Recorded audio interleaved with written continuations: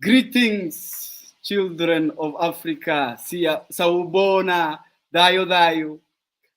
Depending on where you are, I greet you.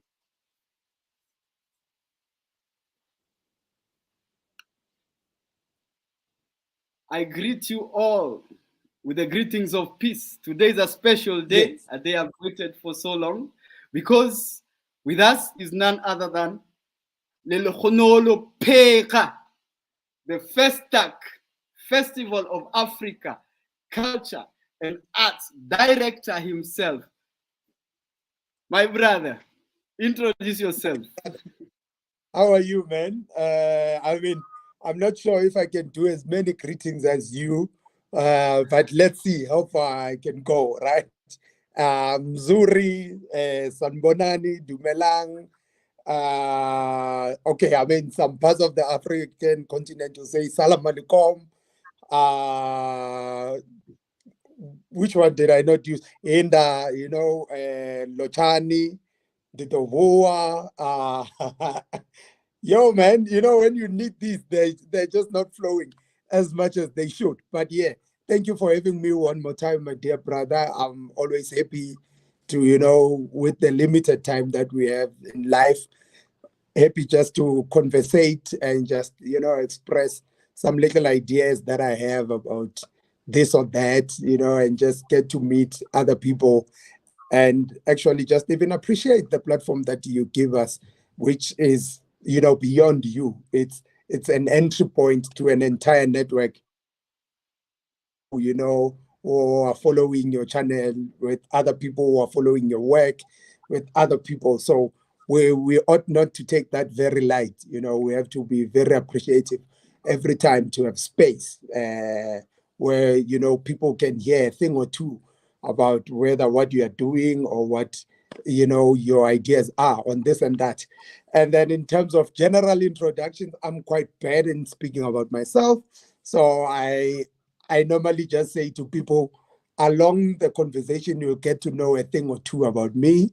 And yeah, that's generally the idea. But I'm Lehlohonolo Peega, from South Africa. Yeah, I've pretty much been born and lived here, but I've lived in some other parts of the continent. And yeah, that's generally me. And yeah, I'm happy to be here more than anything. Sure. Nkosi, my brother. Yes, as humble, as jovial as he is, I'll have you know that Peega is a multi-instrumentalist, a craftsman of music instruments. He is a composer, a scholar, a musician, and he does not stop there. He has shared the stage with the greats like Brajonas Kwanga, we have Don Matera, but to mention a few. So when we talk about the culture of Africa, umuntu kumuntu gabantu, I am because you are because we are. If there is somebody I would say is at the spearhead, umkhonto wesizwe, to bring back Yeah. the liberation of Africa through conscious music is my brother. And I wish not to speak for him. My brother, take over. Thank you, man. That's such an honor. But I always say we all play our small part. We make our contribution because ourselves we come from those who came before us, some real gallant people. I mean, whether you are talking about Empress Taitu in the Battle of Adwa in Ethiopia and Emperor Manilek. You are talking about Dedan Mkemati in Kenya. You are talking about Robert Mangaliso Sobukwe in South Africa. The list is so vast. You are talking about Winnie Madikizela Mandela. You are talking about the great Mbuisa Nehanda, the great goddess, the spirit of Zimbabwe. So we come from that tradition, and we carry and embody it. And then we also play our small contributions as we relay it over to some people. So just, as a comment to what you have just said, one thing that I always recommend to people, I always recommend Bantu Biko as the, nominal person to follow and read in terms of, conscientization, black alignment, just being yourself. I mean, the most famous quote of him is that the most potent weapon in the hands of the oppressor is the mind of the oppressed, right? So Biko, and not because he's necessarily special, but because in the timeline he comes later after all these guys, after the Gavis of the world, after the Fanon, after the Sobukwes, and then he manages to surmise what they were doing, and just push it a little bit further. And I mean, for instance, I always draw a comparison between Biko and Fanon. Whilst Fanon is interested in the socio-political struggle, Biko is interested in the socio-cultural struggle. To say, look, we might not even need to carry guns and all that. If we win it here, then we have won it, and that's literally what Biko is about, to say, look, let's liberate these minds.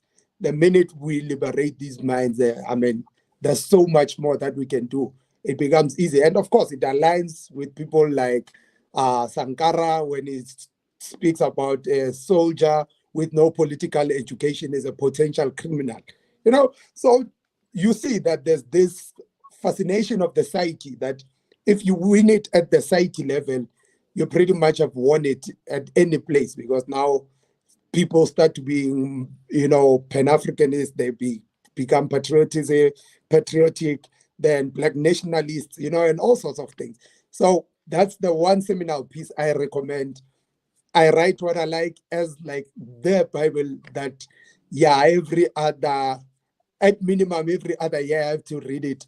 And every time I read it, there's just something that just shocks me, that I'm like, I've read the thing so many times, but when I read that, I'm like, oh, wow. And it's as relevant today as it was when Biko wrote it all those years back in the 70s and 80s. So that's my first recommendation for the day. Nkosi, my brother. And now you have mentioned very great names. And just like them, you are championing Africa. Perhaps you can take us through your journey, how you awakened, because we all grow up in a system, you know what I'm talking about. Yeah. And we all come to that realization there's something wrong. There's something wrong somewhere. Take us through that journey, Nkosi. I mean, I'll speak in generic and then come to me. In its very nature, you cannot get the sense that something is wrong. You might not be able to put a finger on it to say this is what's wrong or not, because human beings, by their very nature, they have kind of a natural inclination towards things that, where when you're in sync and in harmony, you have a particular type of existence, which when it's not aligned, it just feels wrong somehow. And I think some people, that's how they are. But some people just get a little bit privileged, that some of us, from a very young age, you start to mingle with some of the cats that either went to exile or they were championing the struggle. Then you start, of course, through osmosis and association, you start now yourself being aligned to some of these ideals. So I spent quite a number of time and hours in what would be called the Black consciousness spaces, Pan-Africanist spaces, from a pretty much young age, and of course, in the Black consciousness spaces, you are really acclimatized around people like Biko, Ben Kwapa, and that tradition alone itself is not divorced to like the Black Power movement in the States with people like Huey, Hampton, Amir Baraka, which that tradition in itself comes all the way from like the negritude movement, also the work that the Caesars will also do and the like, so you can already see the lineage. When you are in the Pan-African space, of course, in South Africa, you are talking easily. I mean, I think if you follow the work of Sobukwe, you'll be shocked that how brilliant of a person he was, We'll one day talk about Sobukwe. Anyway, so Pan-African space, of course, you go to people like Nkrumah, who still take you to Gavi, of course, the Sangara. You also get all the way to the Monrovia, Casablanca group, and how that itself came through. So I was privileged to be in those spaces and just, get those kind of things. And then from there, it kind of ignites, and then the love becomes proper. And then in terms of the actualization of it, we do some work, we travel, you're in Europe, you're there, you're important, so to say, you're doing whatever. But you also get a sense that, yeah, I'm here, man, but what about the continent, man? Maybe you're there on a conference or whatever. You're like, but in the continent, we don't have any other conference that is this kind, or you are there for a festival. You're like, why don't we have such things? Because sometimes we are there and 60-70% it's Africans. We all even know each other. Like, yeah, but if we're 70% of us were here in Sweden, why doesn't it make sense that the 70% of us, can we just do it in Gaborone, kind of thing? But yeah, I mean, so we've just literally decided that, look, let's play our part, make our small contributions here and there, and the rest just, kind of hope that it will catch fire here and there, inspire some people. Nkosi. Before we get even to the cream of the cream, I've always understood music to be a vibration. And you are a musician. Music heals. What impact can music have in the grand awakening of the descendants of Africa, whom I call the descendants of the people of the sun? Nkosi. Yeah. I mean, I will even slightly deviate from you. I've grown to appreciate that music doesn't only heal, right? I mean, sometimes it's also a tool, right? For good or bad. I mean, and we have so many case studies in history where we can make the case. Whether you are talking about Anakopola Kuti, Fela Kuti, and how his music was used, or you can even talk about how music is used in factories, just to try and overwork the workers themselves. So it can heal, it can be used, and sometimes it's just generally intrinsic, right? It's just sometimes music for music's sake, right? We're just there for the beauty of it, just being there, like, oh, okay, that's actually a brilliant drama, or that's a brilliant singer, and it kind of stops there sometimes, So if we agree on that kind of notion, and sometimes, of course, even especially in the current day, music is also for economic purposes, and if we now agree on that kind of proposition, then we start to draw the synergy and the lineage of it to say, okay, is there something new happening now that didn't necessarily happen? Because just a side note, the other thing I find quite fascinating is this idea that a number of people have about going back, to pre-colonial Africa and all that. The one idea I find fascinating is that hardly any of us even know what pre-colonial Africa was like, right? So this idea of going back, I think it's also something that we ought to sit and really internalize it, that what is this Africa that we're going back to, right? It's not some wholesale thing that we are just going to take. So Biko, again, speaks about, selecting the good parts of that to say, yeah, this is the good parts, leaving the other ones. But also there's a kind of reimagine and refinding, So we ought to also not fall in the shackles of some distant pre-colonial Africa that we know nothing of, because culture in itself transcends. Like, we're in 2024, you and I can talk now on this phone. What does this reality mean for Africa now. How do we imagine this? Of course, using what we also imagine to be the pre-colonial Africa, which then influences us now. But most people, for instance, my brother, you are wearing that very nice hat and all that. Somebody will say, no, but that's not African, or whatnot. Then you're like, okay, what is African? No, African, you're supposed to wear some leopard skin. But at some point, maybe people were not wearing leopard skin. So it really transformed, and it developed. So what is the reality of the modern day African now, today, in 2024, where there's social media, where there's internet, where there's this and that and that, And I think the moment we start to define that African, the better that we are, and then which will exactly tick all those kind of questions you are asking. What is the modern day kind of Africa? African music. For instance, some of our music has been hugely influenced by the church. You look at our music, it's like structurally, it's the normal triads, which comes from harmony with four-part harmony of the choir, which itself comes from the Lutheran.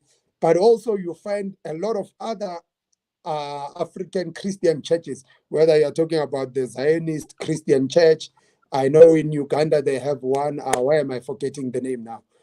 They have their own kind of adaptation of Christianity and bringing it, and which that on its own also gives us its own culture, its own music, its dress codes. So to what point are we saying this is pure, this is not?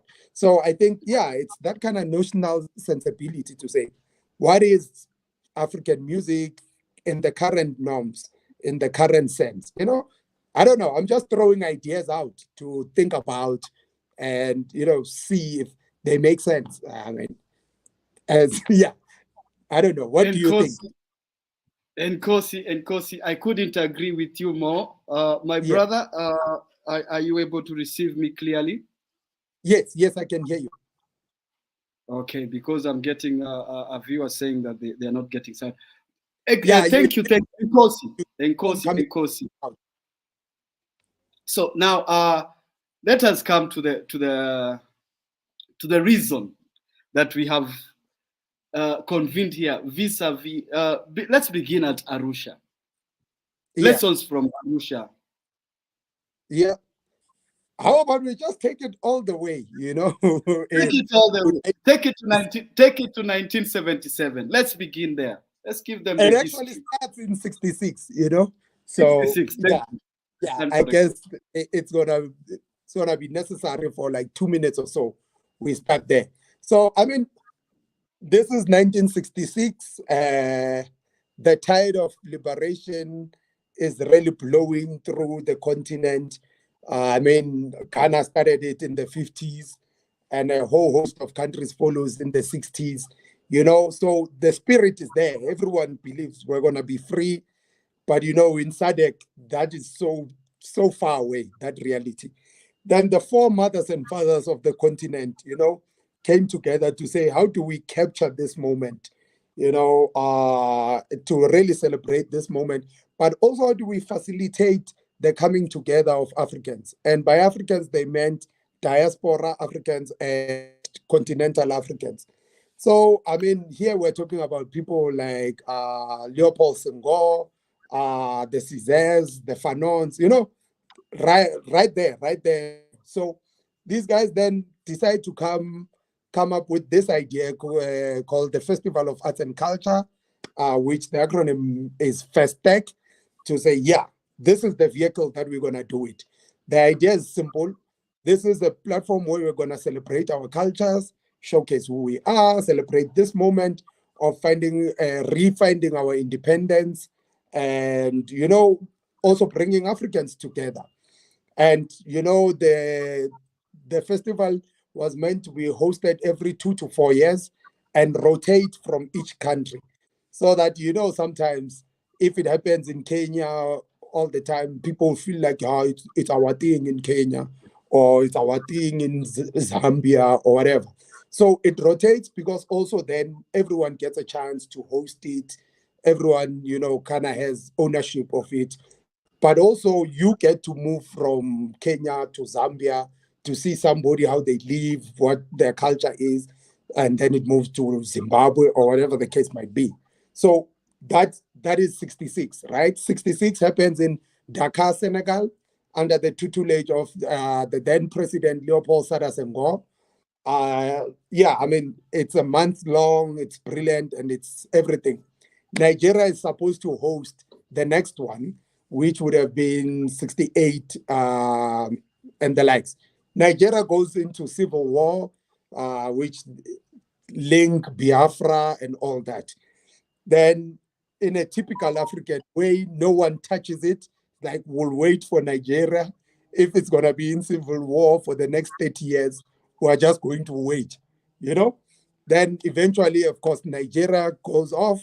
And in 77, it happens in Nigeria. Now, what the Nigerians did in 77, my dear brother, it still remains the biggest gathering for or by Africans to date in modern history. There's nothing compared to what they did, those guys. If you check those reports, it talks about 16,000 people on stage for about 30 to 40 heads of states that were there. And consider this is 77. Half of Africa is not even liberated at that time. So you have like even presidents coming from Brazil, Trinidad and Tobago, Haiti, the likes. Everyone is in there. They even built a city which still stands today called Festac City. So they built 4,000 homes for all the participants coming to the festival. They had like 8,000 cars moving people around. I was even reading some one report here online. Some economists say they would have spent in today's money about $1.5 billion for that festival. It was a month long. Everyone you can think of was there. Stevie Wonder, Miriam Makeba, Jonas Gwangwa, any big black African person you can imagine was there. Sandra, it doesn't matter. Any big name you can mention was literally there. There was delegations from all over the world, Brazil and the likes. So I believe because of what Nigeria did in 77, no one then wanted to touch it. It's like, yo, they've put the bar there. If I touch it, I kind of have to match the bar. So for 45 years, it went into hiatus. No one touched it. Kind of died, you know? Then there's quite a number of us who are quite interested in this history and the significance of it, that, look, it can't just die. And of course, some people will argue that in 2010, when they put up the monument of African Renaissance, it was some form of Festac in Dakar, but that's fine. We can have that conversation. Or somebody meeting some corner and saying it's Festac. We can have that conversation. That's fine. But yeah, we decided that, look, we can't let this die, right? Such an important thing for African people. And of course, we don't have the oil money of Nigeria. We don't have the government money. Uh, we're going to call someone that we know. Yo, brother, how are you? I have $200. You have 200. Can you cover that? Can you cover that? Can you pay for the lights? I'll pay for the chairs. You know, the money will along the way, kind of thing. So 2022 in the islands of Zanzibar, remember that's COVID and everything. Zanzibar and Tanzania becomes the only place where you can really plan an event without worrying that a day or two before the country will be on lockdown and all that. So we decided to take it to Zanzibar. 2023, we take it to the mainland. Zanzibar operates almost like an independent country from Tanzania. Then 2024, we are in Kisumu, Kenya. Now, what are the ideals? What is this Festac thing that we are talking about? Festac is a festival. Let's start there. Because, sometimes people see these other things and they can get lost easy. So it's a festival. Performances, dancers, poetry, blah, blah, blah, blah, blah, blah, blah, blah, blah. But we also realize that we have so many challenges in the continent that we can't just meet and have fun and all that. let's also have, critical conversations as a side. So 80% festival, 10%, let's have conversations about trading together. What is our take to climate change? What is our take to the African Free Continental Trade Agreement? Because if we don't do that, it's going to benefit the Americans, the Chinese, the blah, blah, blah. So we have those conversations. The other 10%, we also acknowledge the importance of sports. So if you look at things like sports tourism, how do we harness that energy of sports, to also encourage each other to travel each other's countries? I come to your village, you come to my village, I come to your city, we go to her city or his country, kind of thing. So the 10-10 is the discussion, the 10-5-ish is sports, 80% festivities. So, but whilst we're doing that, we're having these discussions. What is the youth involvement for the Africa we want? What does this Agenda 2063 mean to the ordinary person, not the guys that go to Addis Ababa and go and sleep? All those kind of things. Because what are we trying to do? We're trying to bring Africans together. Africans, remember, diaspora continent. Together, we literally mean politically, socially, and economically. So we curate a 7-day platform for Africans to come together. So we're talking Africans from this year.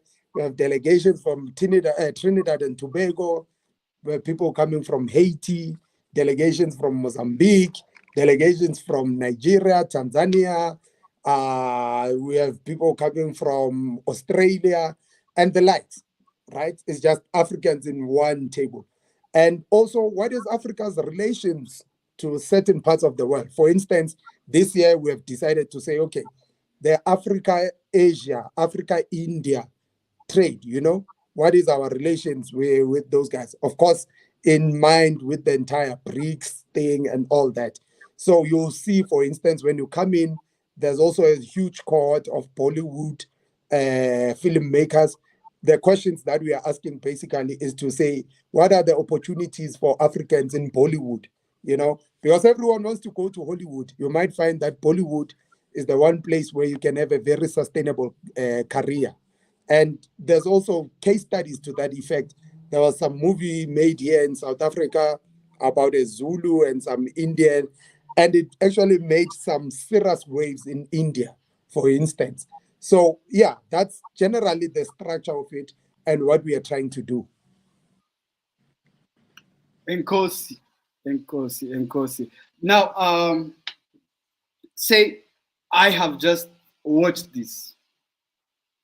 I have just watched this, and my interest has been struck.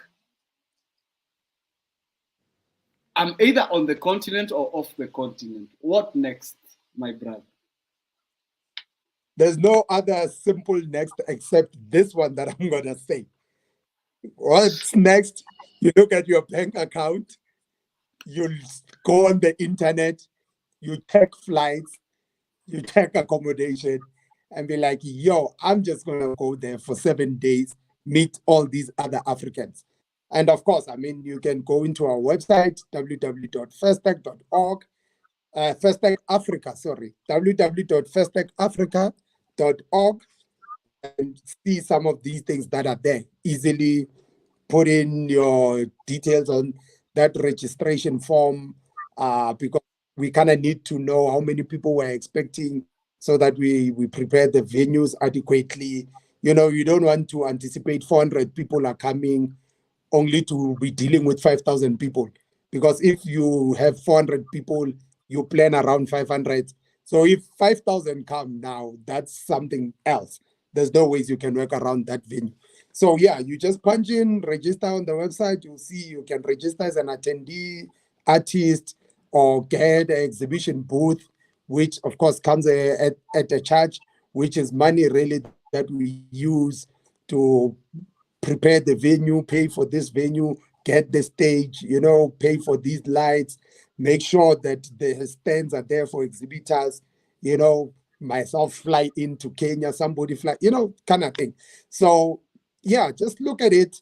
And if you have that little bit of advantage to have some little money to spare. Would really appreciate that you reach out, look at what we are doing, see value of what you can draw, and of course, I mean, assist us in that regard.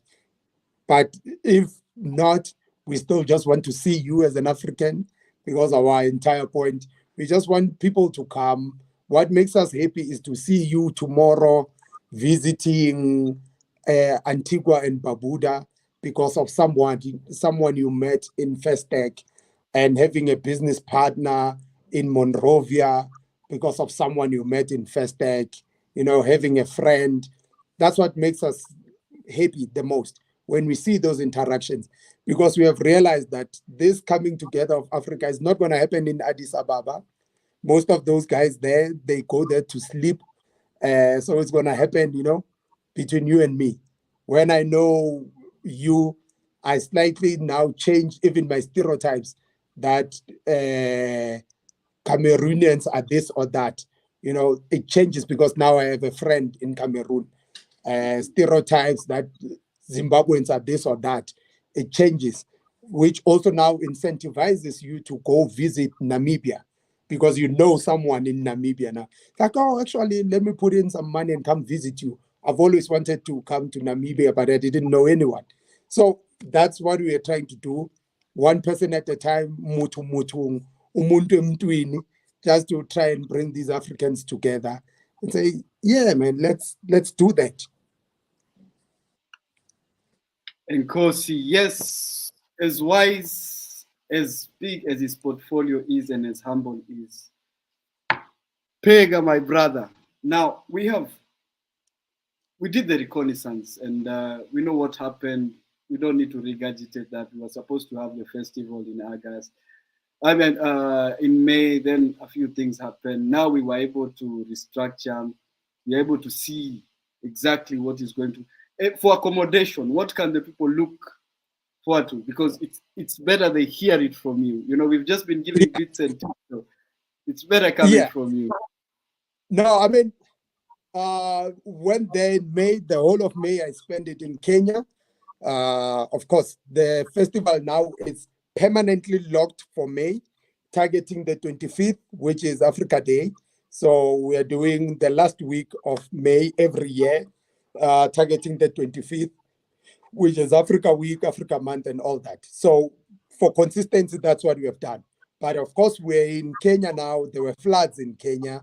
And I mean, we couldn't be insensitive in that way. So we're like, okay, it's fine. Because we also want, when the world is coming, people in Kenya to be there, be with the people, experience and be joyous with the people. So decided to postpone to August, which is now happening 25th to the 1st. Then in terms of accommodation, we also know the spectrum of people that come to the festival. Those guys, also the tastes are different. Someone just is into hiking and all that, which we have a place for them, which is called Susan Owiyo Cultural Arts Center. Susan Owiyo, the famous musician in Kenya. So it's her place. So what happens in that setting, you have tents where you can camp, some nice setting with some musicians there. You camp.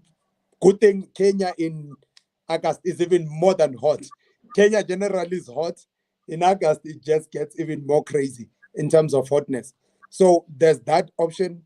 I think if you check on our socials, that should be 2,000 shillings, something like that. It's somewhere in our socials. You can find it. Then there's the options of also general B&Bs kind of thing and Airbnbs. That would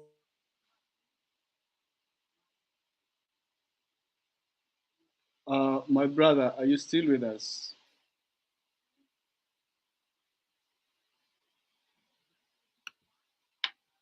Yes, we seem to have lost our connection to Lenolo Peega, the festival director, to Festac, the Festival of African Arts and Culture, Let's see if we can get him back. Happening in Kisumu. Yes, we have him back. Wait, Happening in Kisumu. Yes, sorry, yeah, we have you back, Nkosi. yeah. As I you were, mean, my person just died.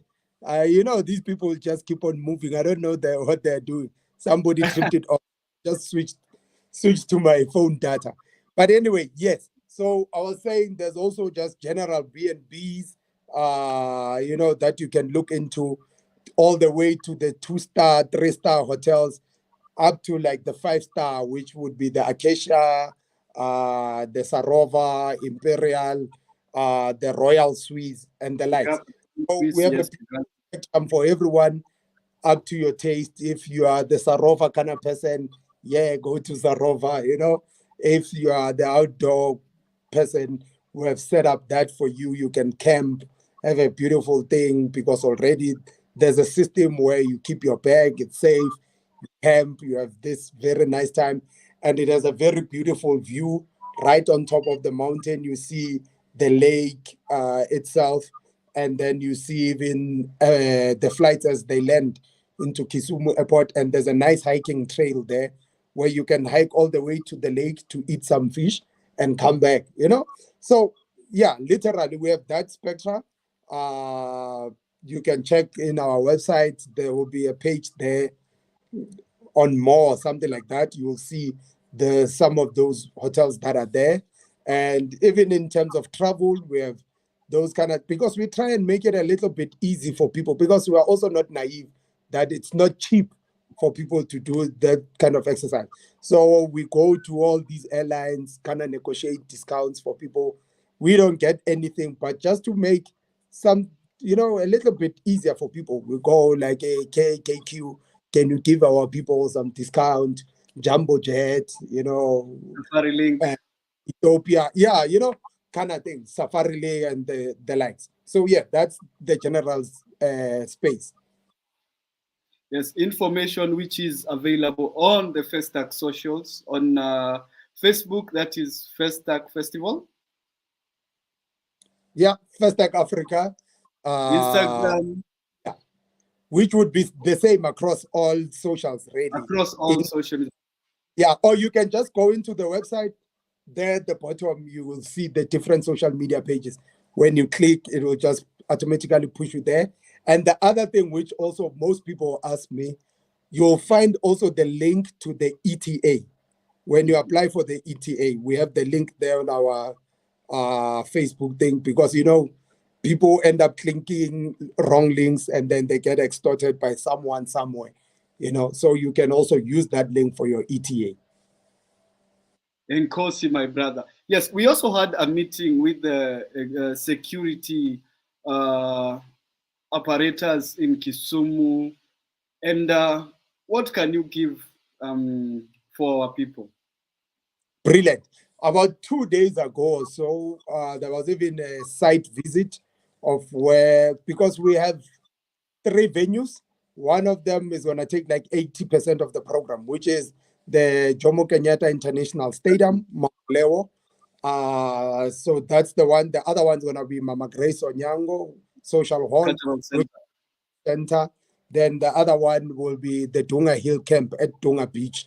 So yeah, we're just checking that the security detail, because also you are aware that we're having so-called big names coming in. So you have to do the entire security check, security clearance protocol, and so yeah, that's the thing. In terms of security, we're perfect. There's a team that solely is focusing on that.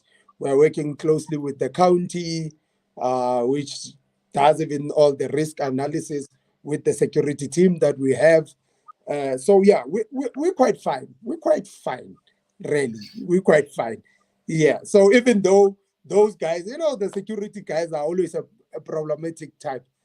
We had designed a program, we have an idea, then they come and no, you kind of have to cut the program at this time here, then you use the other venues. Like, oh, but you're messing with my program, but it's security comes in first, right? So anyway, why am I telling you these stories? Is to say there's already those considerations at play, just to make sure everyone comes in, have a nice time, have a good time, enjoy themselves. So there's people that are actively thinking about security outside of the fact that, Kenya is one of those peaceful countries in the world, yeah, kind of thing. Nkosi. This is a festival that is close to my heart, and I'm very grateful that you took the time to hint on this. We will continue engaging. Of course, I will be at Festac. Yeah. The world is coming, and the purpose of this is just to get you to have our people get a feel of what to expect. You Yeah. have been directing this.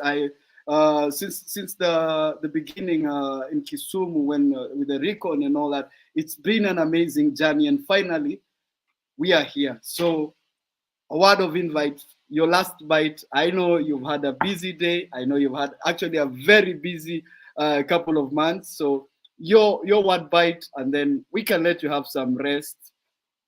Yeah. I mean, as simple as that. The world is coming. If you are in Kisumu, it's worse for you. You have no excuse, virtually zero excuse. If you are in Kenya, you have some 3% excuse because there's even taxis that go all the way to Kisumu. There's flights, there's train. I was even told there's a train from Nairobi to Kisumu, which I'm intending to catch one of these days. So yeah, the world is coming. Check your financial reality. If you can, please join us. If you can even sponsor someone, your friend, your family member, your somebody, that that's the entire point. Do that. Let's meet at 7 days. We so-called say experience Africa in 7 days because of all these different melting pot of Africans that are there. I mean, some of the people you are aware, Empress Aji is already in Nairobi as we speak. She's all the way from Trinidad and Tobago. And I mean, just a side note on her, I really want to give her props because, with all the protests and the likes, and, Western media is not very favorable to Africa. It has been bashing Africa to a point that some number of people that were meant to come in started saying, "Hi, we're not coming in. We're seeing what's happening on CNN." So Empress Aji took it upon herself that, look, I'll go in and then I'm going to share my experiences with people that, look, I know nothing is my first time in Kenya. I'm here. I'm safe. I'm enjoying. I'm whatever. So what's your excuse? Because I'm here. So just to counter the CNN narrative. So there, I was talking to some guys today from Cameroon that are coming in, talking to some Zim guys. Of course, the Trinidadians, my people, every and the likes.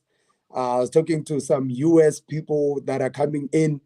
So yeah, I mean, we are fighting hard. We are fighting hard to make sure that the world is there, people are there. Please, please, please, please, when you are there, make sure you see opportunity somewhere, make it count, use it wisely, get some network, meet someone, make something happen for you, use opportunity because as African people, we are on a step back in terms of finances. The best resources that we have is you and me. So never forget that, see that, and then see how best to utilize that. So I'm happy seeing everyone in Kisumu. Can't wait. Let's have fun. And worse than that fun, let's have the meaningful conversations and let's see opportunity and seize it. Yeah. Thank you very much for having me. Nkosi, thank you for honoring the call. As a matter of fact, I'll have our viewers know we'll have Empress Ajay tomorrow, 10 a.m. East Africa time, on this very same platform. From our team and from the director, we say Africa is United. Africa is That's the way. coming. Yeah. Yeah. Nkosi. Until next time, Bayete, Kobusi, Ateker, Hotepu, Dayo Dayo. Depending on where you are, we bid you peace. See you in Kisumu. Dala.